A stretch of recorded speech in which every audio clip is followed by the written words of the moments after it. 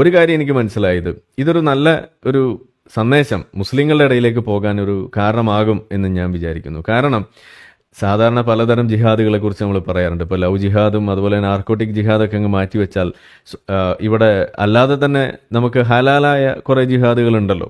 ആ ജിഹാദിൽ പ്രധാനമാണ് ഇപ്പോൾ ഈ കൺവേർഷൻ ജിഹാദ്, അതുപോലെ മാരേജ് ജിഹാദ് എന്ന് പറയുന്ന സംഗതി, അതുപോലെ മറ്റുള്ള ബോംബ് പൊട്ടിക്കാൻ നടക്കുന്ന ജിഹാദ്, അതുപോലുള്ള കാര്യങ്ങൾ വേറെ, ആടുമേക്കൽ ജിഹാദ്, അങ്ങനെയുള്ള സംഗതികൾ നമുക്കറിയാം. പിന്നെ നമ്മൾ ഹലാൽ ആയിട്ടുള്ള ഭക്ഷണവും അതുപോലുള്ള സംഗതികളൊക്കെ കൂടുതൽ പ്രോത്സാഹിപ്പിക്കുന്നതിന് വേണ്ടിയിട്ടുള്ള ശ്രമങ്ങൾ, പിന്നെ നമ്മളുടെ ഹലാൽ ബാങ്കിങ് എന്നൊക്കെ പറയുന്ന, ശരിയ ബാങ്കിങ് എന്നൊക്കെ പറയുന്ന സംഗതി, ഇസ്ലാമിക് ഫൈനാൻസ് എന്ന് പറയുന്ന വിഷയം.